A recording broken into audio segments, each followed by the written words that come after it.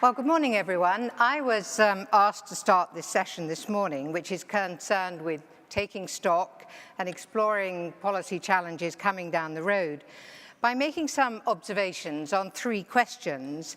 How have things played out since the Pension Commission? What were some of the things that worried them then? And have they come to pass, or have they been avoided? Well, have things played out as the Pension Commission thought and hoped? The Pension Commission didn't cover everything. Its focus was on the serious underlying decline in pension saving and the three key strategic levers or priorities needed to rebuild a sustainable state and private pension system for the long term. Building a consensus for those three was challenging, and a lot of credit goes to Lord Turner for doing such heavy lifting to achieve it.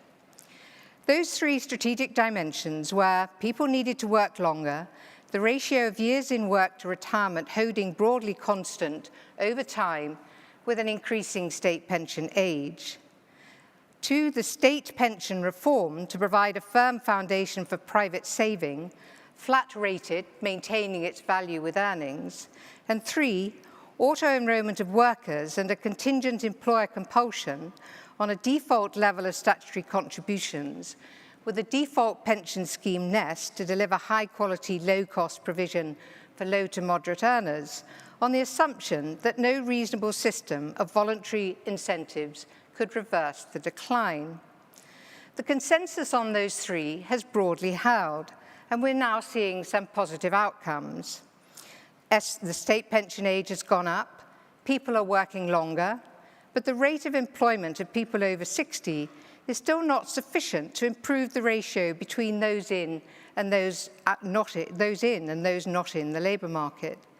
The state pension has transitioned flat to flat rate in 2016 and is tripled lock, a faster transition influenced by post-2008 events. Auto-enrolment is a success, with output lower than anticipated, embedding saving as the norm. The impact of staging 700,000 small and micro employers and two-phased increases in statutory contributions is still to be seen, but I actually feel optimistic that the outcome will be good. And Nest is clearly building successfully.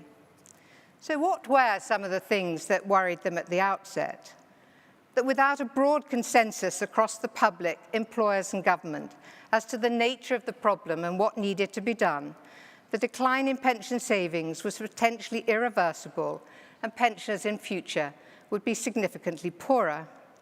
A concern that political consensus on pension policy would not hold and successive governments would make incremental decisions which would give poor outcomes over the long term.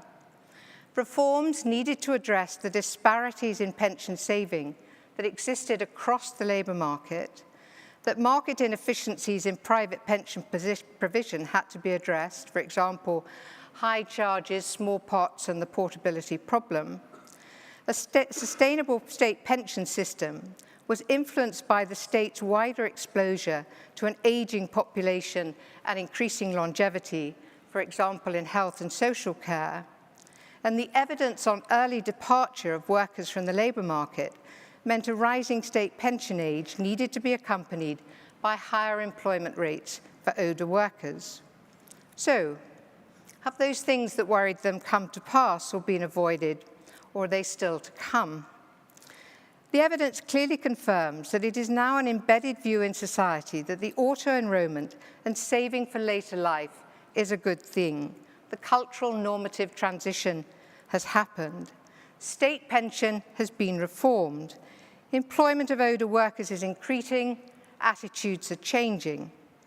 Market inefficiencies are not fully addressed, but there have been some real improvements and Nest an increasing success.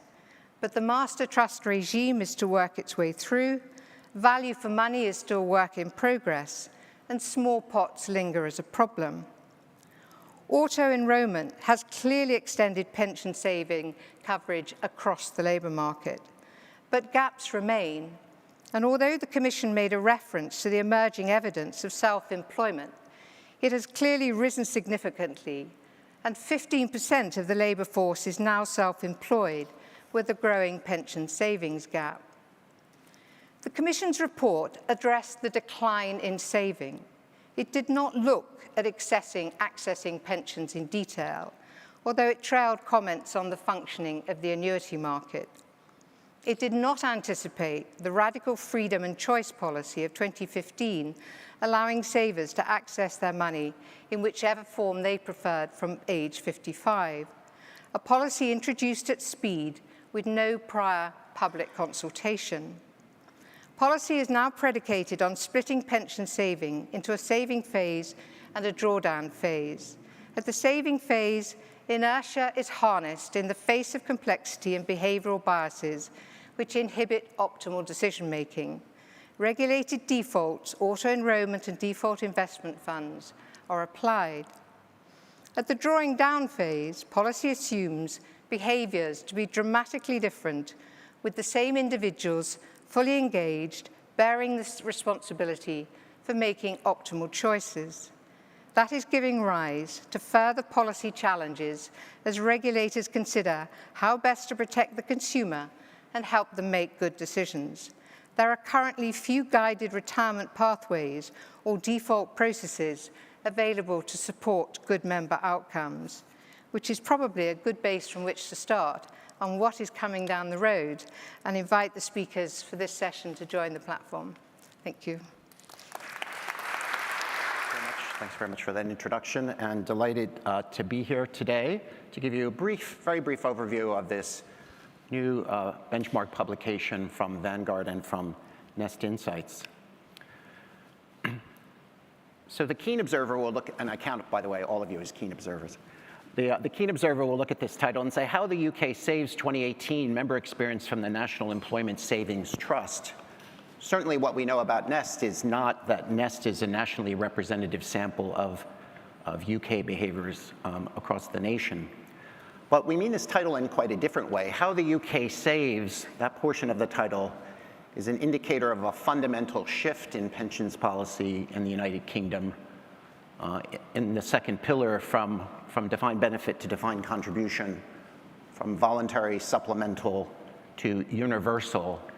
And the second part of the title, Member Experience from Nest, is an indication of an important data point in that policy. And so it's in that sense that we mean the title, the transformation in pension policy and Nest's role in it.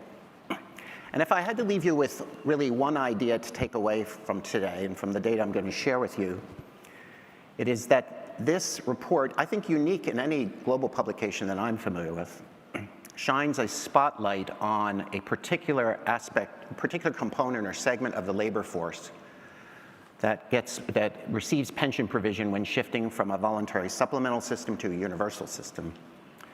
Last year we spoke about the gig economy, but before the gig economy, there were part-time and full-time workers at small and medium-sized enterprises with no pension coverage.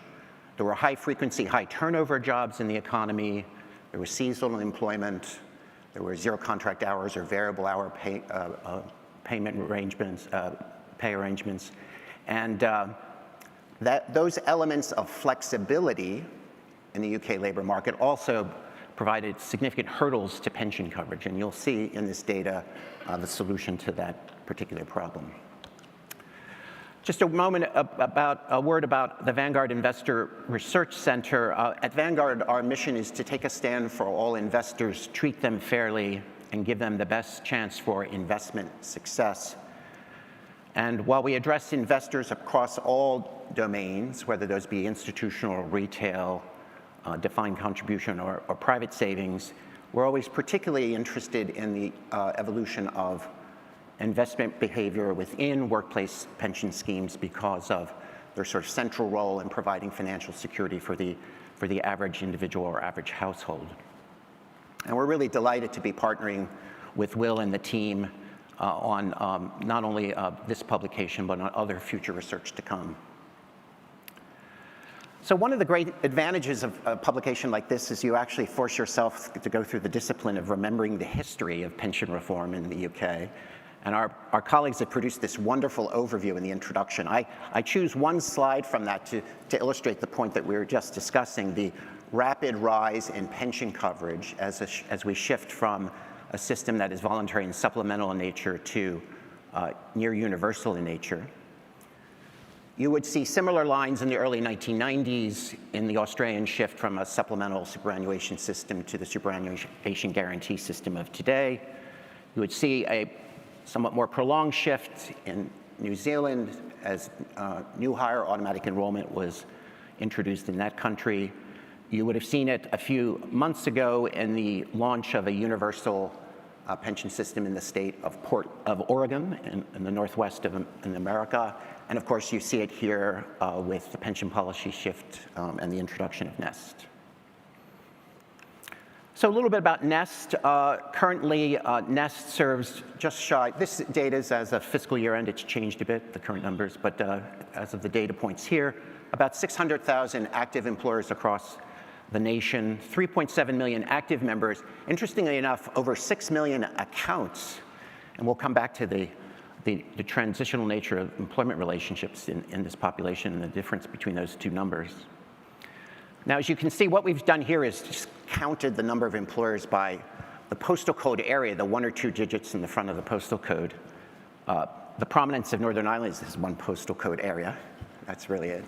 But you can see if you look really closely and blow this up, London, Birmingham, Manchester are highly represented as centers of employment, obviously, and centers of coverage. But the other thing you observe is sort of the widespread reach of NEST across the nation. Now, the interesting thing about, as I said, there is this conventional view that NEST employers are small employers, and you indeed see that in the dark blue, teal colors. Just look at that first line there. 57% of all employer relationships are with firms with 4 or fewer employees. But if you carefully look at the, gosh, these are such clever colors. I don't know, what color would you call that? Yellowish green. If you look at the yellowish, beautiful design colors, I just don't know. If you look at the yellowish green color and you add up, that's the fraction of members. And it turns out that 40% of membership at NEST is from relatively large-sized firms of 250 employees or more. Now, the way you think about this is think of a national employer who traditionally covers its more permanent workforce in a trust or contract-based scheme, but still has transitional or other transitory labor market relationships with another group of employees. Those are the sorts of employees at large firms who are enrolled in a program like NEST. So that's an important thing to recognize about the composition of NEST. Interesting note, the stereotype is retail, construction, health and social care. Those are the dominant types of employers. But you'll also see professional, scientific, and technical organizations, including some nonprofits, and financial services of all things as some of the leading employers in the NEST universe. Now, this is a lot of data on demographics, but I want to focus on 3 numbers in parentheses. The first 3 numbers on the left. The median age of NEST members is 38, so principally, nearly half of all members are millennials, and the rest, of course, Gen Xers and boomers. The median scheme tenure is 1.5 years, so very brief exposure to the pension system. As my colleague Cindy, who worked on the report, says, this is a startup system we're observing, and you can see that in this data here. But that also, besides the startup element of the system, this also reflects the high rate of turnover in these job relationships. And then finally, look at the median annual earnings of £18,500 or so. So that means half earning above that and half earning below that. And I'll draw your attention to the bottom line of this set of charts. This is member earnings. And you'll notice that only 26% of the NEST members earn above £25,000, meaning, of course, that the 3/4 of members earn below that amount. Again, highlighting this notion I said earlier, that this report has a particular spotlight on a unique element of the flexible UK labor market. Now, not surprisingly, and this is actually one of the, not surprisingly, 92% of the people who came to NEST in that first line on the right 92% of active members arrived at Nest through automatic enrollment. But the surprising result is that 8% didn't show up. They showed up through automatic enrollment. They showed up through voluntary choice. And when you look down the characteristics of those voluntary savers, you see they're disproportionately female, younger, and lower wage earners. In total, if you add up the voluntary choice segment, there are 250,000 members in Nest who have found through this program a source of voluntary pension savings. Now, many of them are below the 10,000 minimum, 10,000 pound minimum sort of pensionable earnings required for automatic enrollment, and you see that in the data. But it is this interesting phenomenon that merely the existence of a mandatory automatic enrollment system has created for 250,000 members a voluntary savings opportunity as well. So the big debate in behavioral economics, of course, is how many people will opt out of a default regime of savings.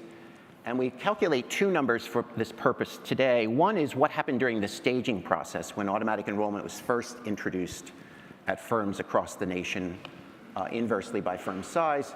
And you see that the opt-out rate during the staging process was 11%. So that means for every 100 people auto-enrolled, 89 remained in the scheme and 11 left. Now, since then, once a firm has staged automatic enrollment for the first time, every subsequent employment relationship we count as ongoing enrollment. And you can see the actual opt-out rates are quite low at 6%.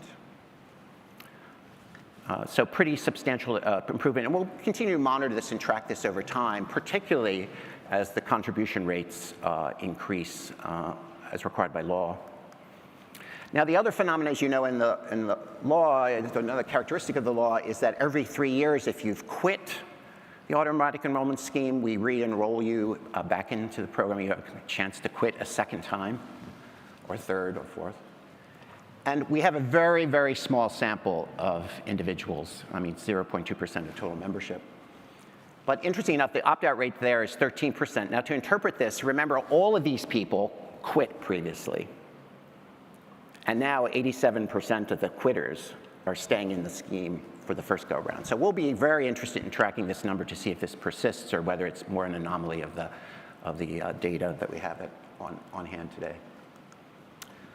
This is sort of interesting. We asked people in the data about why they quit.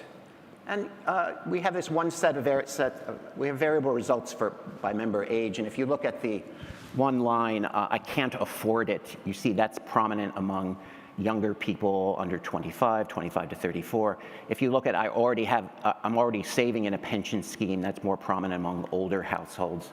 So somewhat rational results, somewhat less rational results for necessarily quitting. Often the people who quit have a neighbor next door who's earning the same amount who remain. But nonetheless, that's the data on what we know about why people quit, and it seems to be consistent with what you would expect. Here's some international comparisons. Australia, with its mandatory system, obviously has participation rates at 100%.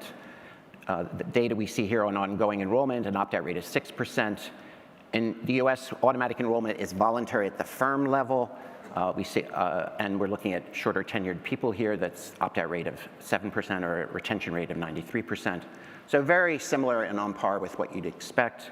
Just as a benchmark, we included the 3-year tenure rate for voluntary enrollment plans. I'm sure that was true in the defined contribution schemes in the UK. In other words, there's the difference in pension coverage conditional on offering a scheme in the workplace. That's the difference between automatic enrollment and voluntary enrollment.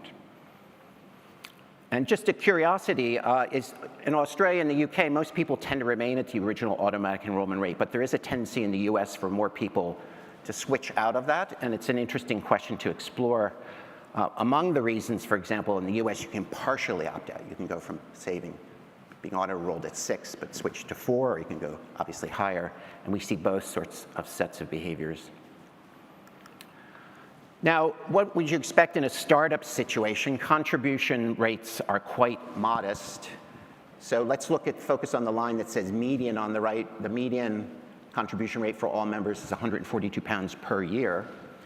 But note the distinction between individuals employed in the scheme or contributing to the scheme for the entire year, £300, versus those who have a partial period in the scheme. It's only £79. And again, that's another reflection of this high turnover part-time and full-time work environment for some. Balances are similarly low. Median balances for all members, £200. Median balances for active members, £278. Active members are those currently making contributions. So this is definitely, obviously in a startup phase, the small pot problem. You can see the distribution here. It's actually log normally distributed, as wealth often is, but there are actually obviously individuals with pension pots of 1,000, 1,500, or even £2,000 at the tail.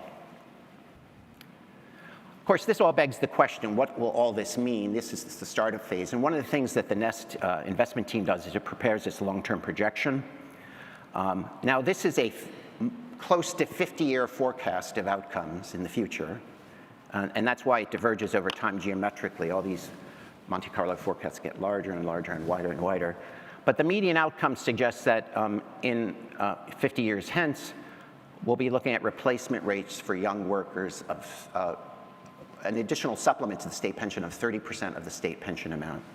And remember, this is monies that would not have existed previously, or if they existed, they would have, those numbers would be dramatically lower because accumulation would have occurred later in life. So it gives us some prospects for positive outcomes over the long run. One last thing I want to leave with you on contributions and balances is this interesting finding on women and men with respect to both balances and contributions. Let's just focus on contributions for a moment and look at the less than £10,000 category, most of these voluntary individuals contributing. And you can see that women, for a given level of income, contribute more than men, in fact, in this case, 31%. You see in the next line, £10,000 to £14,999, you see that, again, women contributing more than men. And this is an interesting phenomenon we noticed here in Australia and in the US, that in the aggregate, women have smaller pension pots than men. But the reason is that women earn less than men, not that they exhibit poorer pension behaviors. In fact, arguably, women are better pension investors. They tend to save more.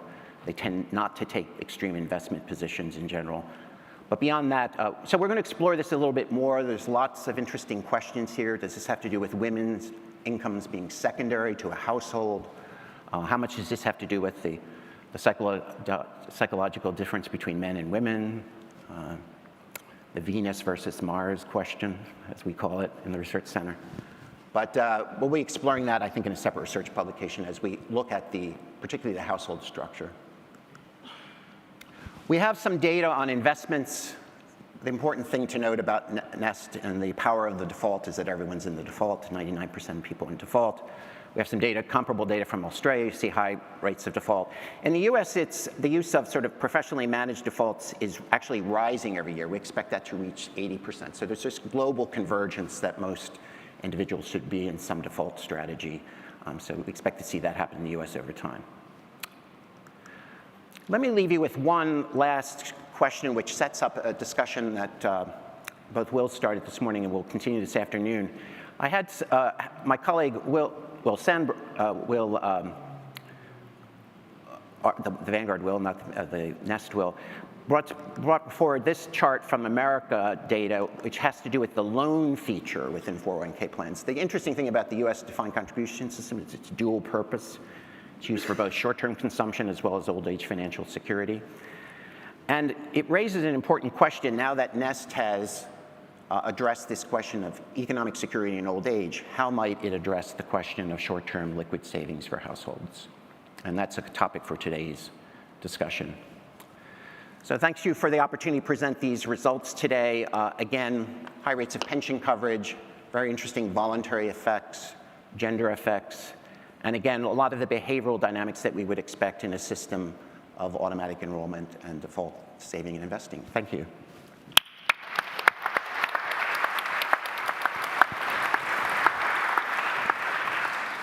Charlotte Clark. Could I invite Charlotte, who is the Director for Private Pensions and has overarching responsibility for delivering auto-enrolment. I think that's a job well done, actually. Thank you. Thanks, Jeannie. I haven't got any slides. I thought what I would do is really just kind of give a bit of a view. I was going to say from government, but it's not really from government. I think it's from Whitehall, really, my perspective of where we are with auto-enrolment and what I see is the kind of some of the challenges to the pension system looking forward and how we might start to think about them. So where are we? Well, on auto-enrolment, every month we get this lovely stat through from our student about how many people have been auto-enrolled. So we're at 9.74 million at the moment, at the end of June. It probably won't pass any of you by that 9.74 million is awfully close to a very big number. So I'm not quite sure, I'm fairly certain it won't be July, but possibly August, September, we will hit 10 million people being auto-enrolled in this country, which is a massive achievement, and a massive achievement for so many people in this room of changing the culture, changing the savings culture in this country and giving largely low and median earners a chance to save for retirement. So those of you who understand the project and understand the program will know that we passed another big milestone earlier this year in finishing staging. So we finished staging, rolling out to all employers in February, which actually kind of went slightly unmarked. Nest had a party, because Nest always has parties. So with that staging done, the next big thing was obviously phasing. So a big phasing increase in April of this year, moving from 2% to 5%. I sit very close to the analysts, and there's a couple of them over there, and they're probably worried that I'm about to say something I shouldn't say. But I sit awfully close to the analysts in the auto-enrollment program. And I like to kind of wander over and ask them, whether or not we've got any kind of data coming through on what has been the phasing increase. And of course, I can already see Claire looking slightly nervous, but we haven't got the formal stats. But all the signs seem to be that actually that increase from 2% to 5%. I'm not going to say it's gone unnoticed, because I don't think, that's not quite the right kind of expression for it. But I don't think that we will see significant opt-outs from that. But we will wait for the HMRC data, which comes through relatively quickly, actually, but to make sure that actually we haven't seen significant changes. But in contact with most of the companies, they're certainly not reporting big changes for us.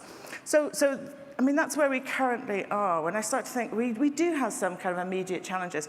One of the things that Tim Jones left us, I think, as a program, is a mantra that only the paranoid survive.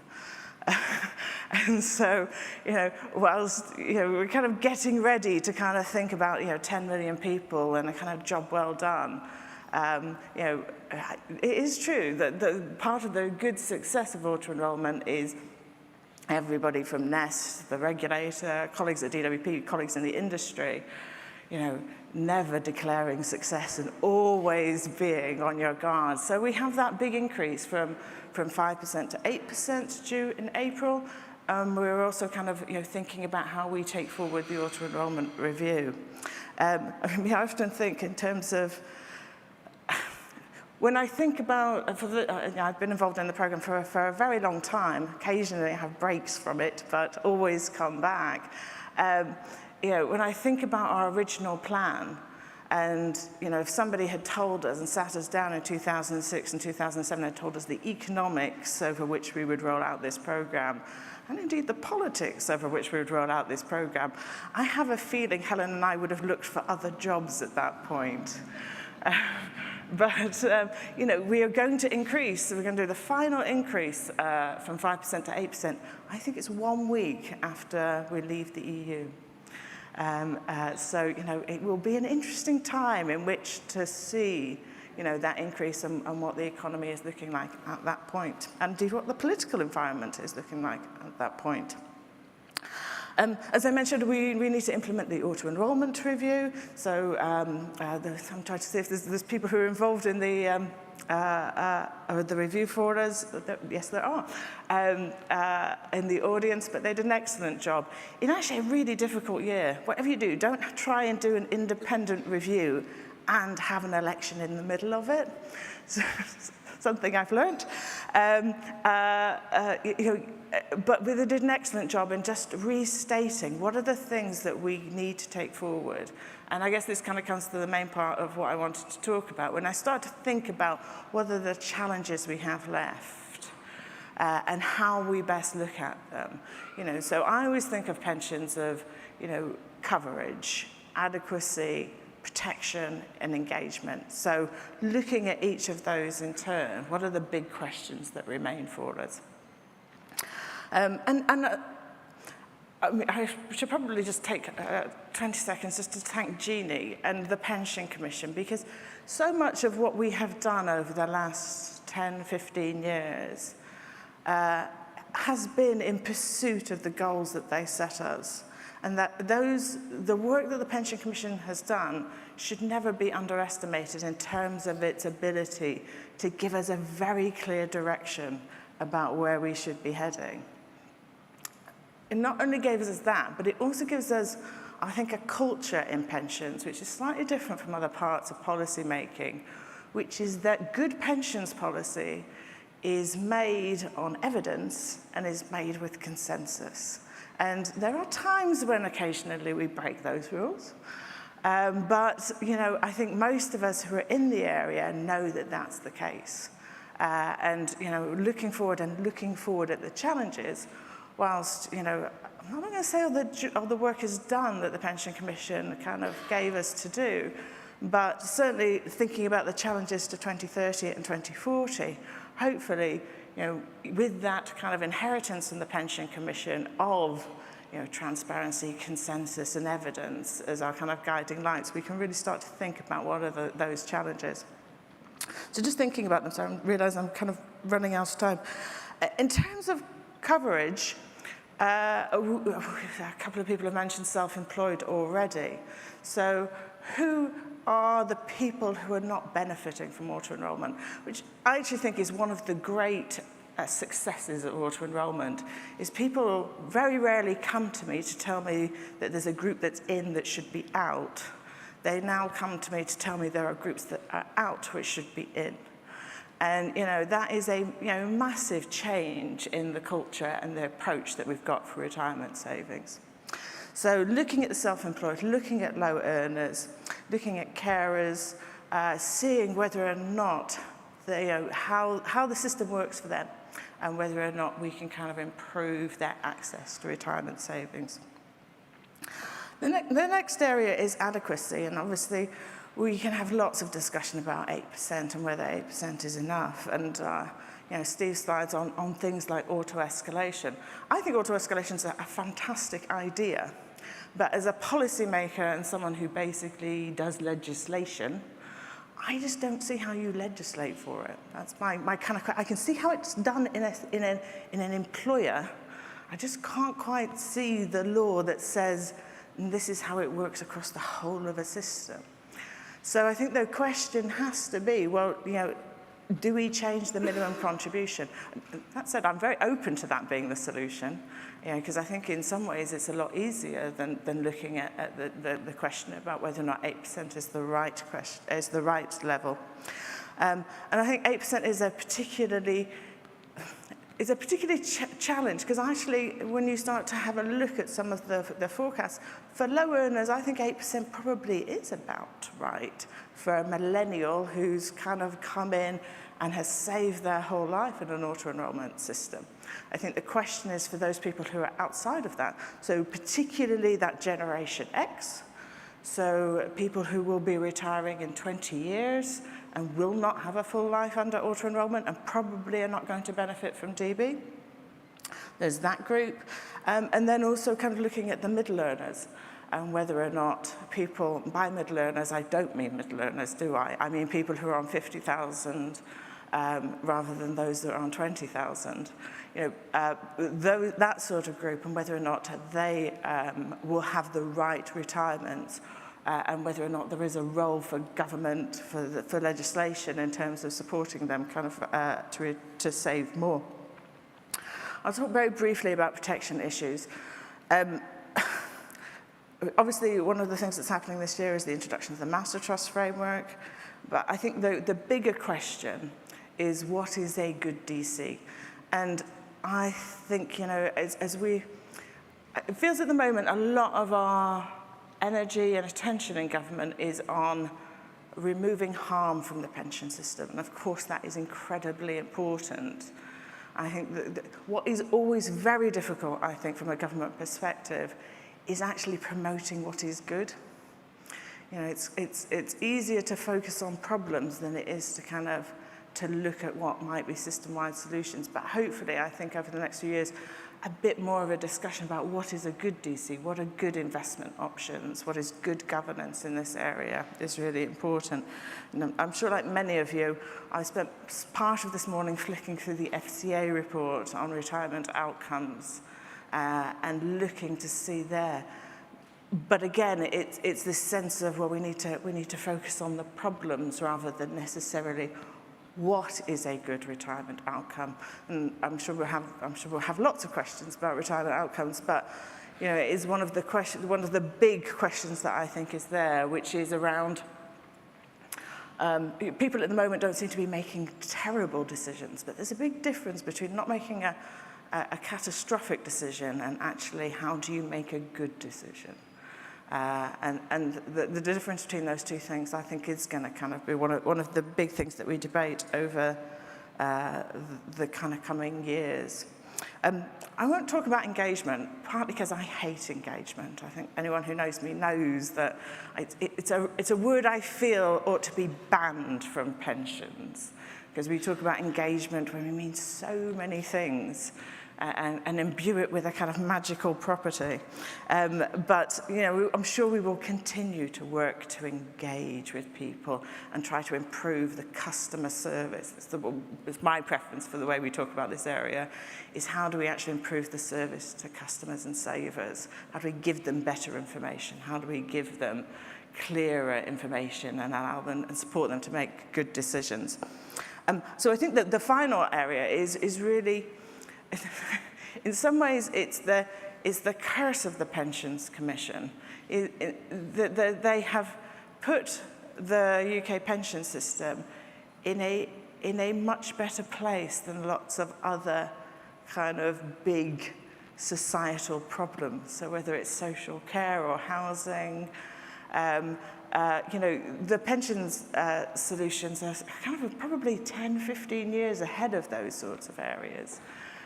So Jeannie is to blame for this. But one of the things that I think will be one of the big questions, and one of the reasons why I'm really interested in the Nest side-cost savings project, is how does retirement savings fit within other wealth and other kind of savings? So whether that is social care, whether that is housing, or whether that is rainy day savings, I think is going to be one of the big questions going forward. So I will end there, partly because I've massively spoken over my time, which frequently happens, unfortunately, I'm sorry. And just to pay tribute again, I think, to Jeannie and to Nest in terms of the questions that I have and that I think government will be focusing on over the next 5 or 10 years are not burning platform questions. They are, how do you improve the system that we have currently got? And that's actually not a terrible position for us to be in, and we should always kind of recognize that actually the strides that we have made over the last 10 years do mean that we are in a very good position to be answering these questions going forward. Thank you.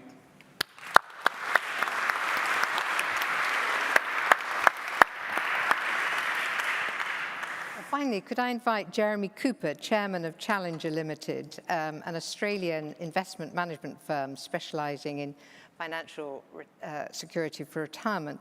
But actually, Jeremy is the Australian Lord Turner. He did the corporate Cooper review. Lord Turner did the Turner review, reviewing Australia's pension system, which was studied a lot in the UK to see how it could inform. So a coup to have you. Thank you very much.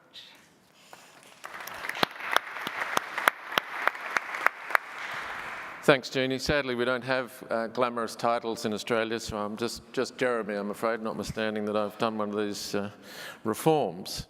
Now, this slide carries an advertisement that Challenger runs on television about retirement, which is quite a common thing in Australia. Visitors to Australia are always surprised at how we've turned pensions into, consumer desirable things that we see on television a lot. And I can guarantee you that this is not going to be an advertisement for how marvellous if you're thinking that this session is going to be all about how marvellous the Australian system was, you'd better go and have a cup of tea or something. So it is a little bit different. I'm just going to quickly run through what makes the Australian system different. You probably know all this. Then we're going to get to some of the things that we've really learnt, some of the challenges that we face with our system that is more mature, but it still has some important things that need doing to it. So the first thing you need to know about our system, it's compulsory. I'll get to how we did that in a minute. The main message for you guys is don't worry about it. Auto-enrolment is about as close as you need to get. It's working, so don't get too hung up on the compulsion part. And we also have quite a high contribution rate in that world. It's 9.5%, and it's on a pathway, albeit a slow pathway, to increase to 12% of wages by 2025. And we've also got pretty large scale. We have two, what you guys call master trusts, multi-employer trusts in Australia that have more than 2 million members each. So we certainly have got, a few things right, and certainly the scale challenge is one that continues to face the industry here. It's entirely trust-based. So when we set up superannuation, we basically said, well, it's got to be a trust. So we don't have the somewhat vexing issues around how the product is designed in this country. Is it a contract? Is it a trust? It's all trusts. We've also got the highest proportion of DC in any system. So we've gone further down the pathway. We've left DB behind.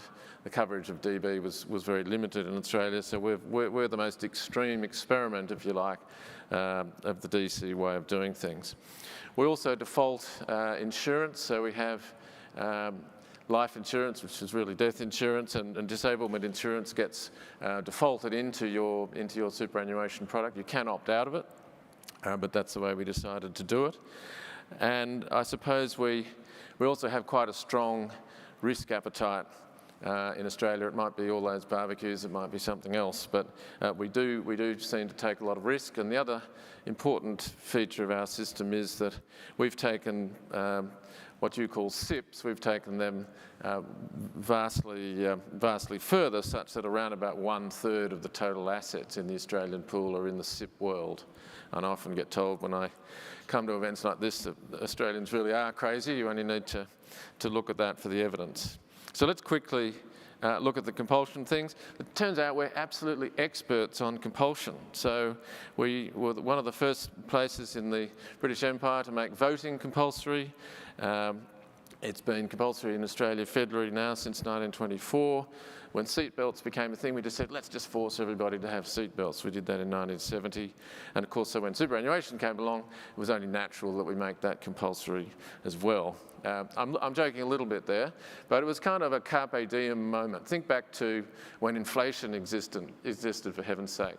And it was a lot easier to sneak a 3% contribution from employers. And this is quite serious. It was a real political sort of carpe diem moment. So in rising ways, we had a centralised wage fixing environment in those days.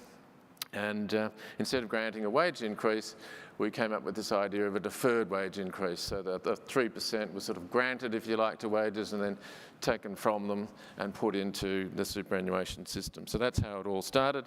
It won't be repeated. And as I said in the introductory remarks, I think auto-enrolment is as close as you need to get to compulsion.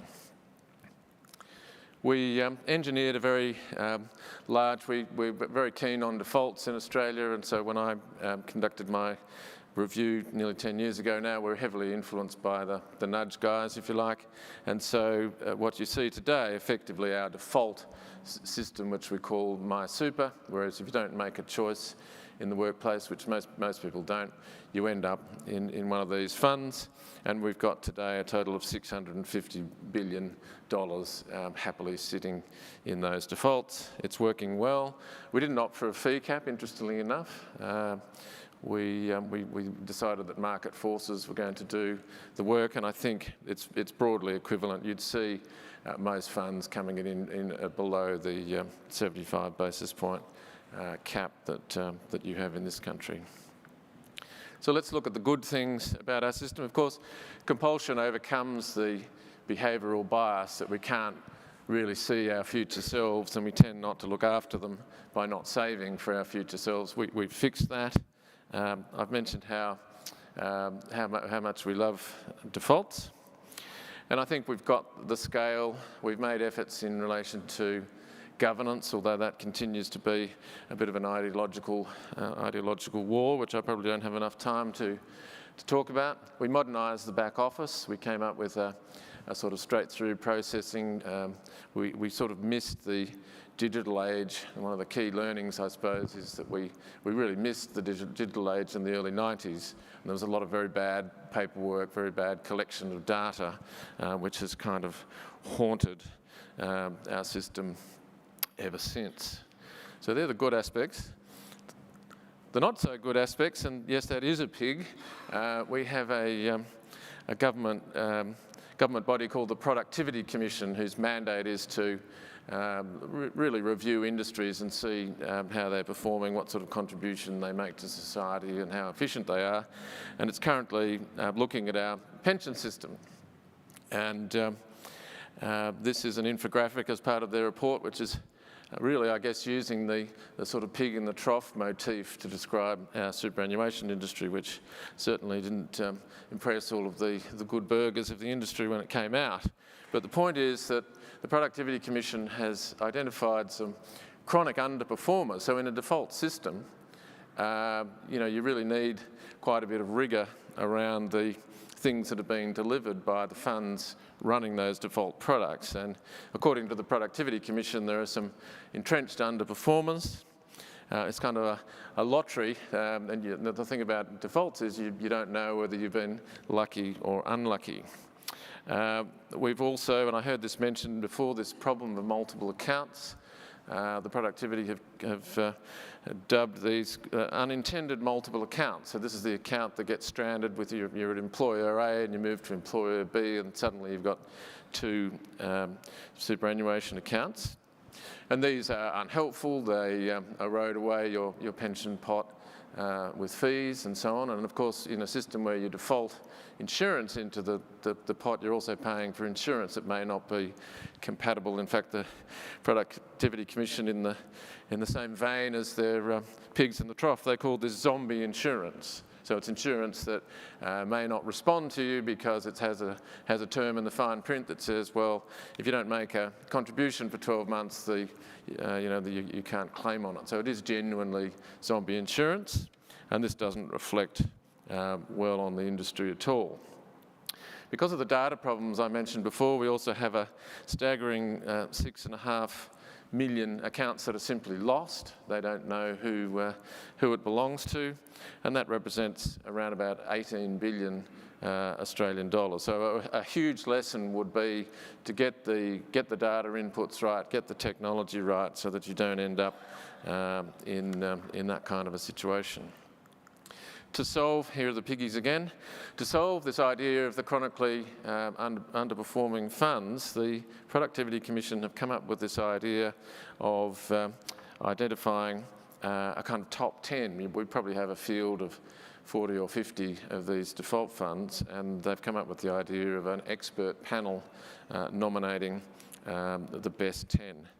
That's a highly contentious idea. It's fraught with all sorts of unknown potential behavioural problems, both for the the members who suddenly find that their fund is now not in the top 10, how are they going to behave?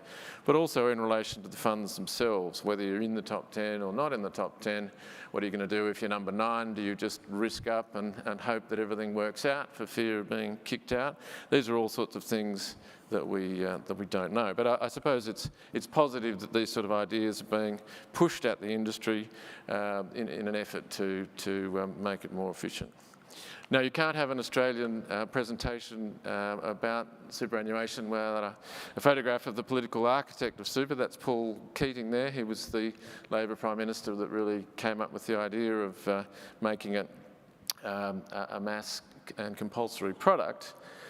But he has mused recently that the superannuation system he designed was for 55 to 75-year-olds. Remember the time when we all thought we were going to retire early in the mid-50s, and the idea was that you roughly live for another 20 years, and a kind of DC-based system where you had a lump of money, you could even take that as a lump sum.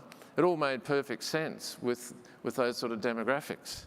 But in that 20-year period, life expectancies have just really shot up. So right now in Australia, a 65-year-old man, on average, his life expectancy is 87, and for females it's 90. And so effectively what's happened is we've had a sort of a demographic blowout. That the relatively simple idea of having a DC system that built up some money in the workforce, and that would improve your standard of living over a relatively short period of time is now under real strain. The next slide, I think I've made the data point. I think if I could contribute one thing, we really didn't do the data and payment metrics well. We had to come along at great expense later on and fix that up. So moving on. So what we find when we talk to retirees about what they want is naturally enough, because they've lived on a wage or a salary for a 40-year period, they basically say that they want a retirement paycheck. And this is such a big deal. This slide here is one of those sort of, morning programs that I'm sure you have in the UK, and there's one of these sort of celebrity economists explaining that this is really what retirees want. But it's not what our system currently provides. The DC system finds it quite difficult to provide a regular paycheck that lasts people for life. And the ad hoc spending of capital out of a static account is not the same as having a retirement paycheck. And so what flows from this? Well, my head of research recently divided up retirees into 3 critical categories. Those that were wealthy enough to be able to grow their savings almost irrespective of how much they spent. So that's the line that goes on upwards, and there are some people like that, not many. There are then those who can actually preserve their wealth, and this is the sort of wealth management industry is geared up around this world. So you build up some capital and then you live off the income for that, and you keep the corpus. And there are more people who can do that. But the mass market of people, and this is where your system is unquestionably heading, have got enough money to improve their standard of living in retirement, but they still have the risk of it running out. That's in the big yellow wedge, and that's what we need to think about when we think about these mass saving systems. So another message, and I won't labour on this one, is really, don't throw out all of your DB and annuity learning. When I think about our 2 systems, we're coming almost from an entirely DC system. We've got to the point where we're realising that DC can't do all the heavy lifting in retirement. You're coming from a DB and annuity world racing into DC land, and potentially we're meeting in the middle. So I think there has to be some role for longevity risk pooling in a DC system at the retirement end. Another issue that is one that we probably prefer not to talk about, but it's a little bit akin to the Paul Keating idea of just how old people are and how we still need to address their needs when they're in their mid-80s, late 80s and 90s. And we need to remember that the choice-oriented, quite complex DC worlds that we create and people are quite comfortable with potentially in their 50s and 60s don't necessarily work at the back end of retirement, and we need to think about how we might make that simpler. Sounds a little bit like a DB pension, doesn't it? This is a graphic that reminds us that we spend retirement savings generally as a household. So that is some household. That's actually Castle Howard in Yorkshire, for those who don't recognise it. But we have learned that in these individualised workplace saving systems, where legally it's an individual's money, we don't think about how people actually spend that money down in retirement. So in Australia in general, over 70% of people go into retirement in some form of couple. It doesn't have to be a traditional marriage, but it's a lot cheaper in retirement to be sharing the load with someone else. And when we think about adequacy and when we think about design, we think about the future in retirement, we should think about households, and then we should think more clearly about the inverse. So who are the people in their mid-40s who look like they're going to be going into retirement as singles, and we need to be reaching out, and I dare use the word, Charlotte, engage with those people, because they're in a very different situation from people who are likely to be in retirement as part of a couple household. I am mindful of time, so I won't labour through our relatively mundane policy. They're mundane for you because I think Nest is already thinking about some of the things that we are thinking about in retirement. So just in conclusion, what would I say that we've learned? Scale, governance, just about everything that goes wrong in a pension system or can be improved starts with governance, defaults, getting the data right. You know all this stuff. Don't over-dismantle your DB infrastructure and the thinking that goes with it. Pooling definitely has a role in retirement. Retirement is an incredibly different thing from saving it up. And I think we've learned that DC by itself is really just more of a savings mechanism rather than a retirement mechanism. And we're trying to blend this realisation that people are going to, in a mass market, need to spend their capital in retirement. How do we do that while managing their risks and in a smooth way? And just like in your country, our government obsesses about the tax concessions that have been spent on this capital, so they want it consumed in retirement. And we need to remember that really these are deferred wages. They don't turn into immutable capital. In Australia, we have this problem where people are treating their superannuation savings as endowments. They don't want to spend the capital, and the government is trying to force them to do otherwise. So I'll hand you back to the chair on that note.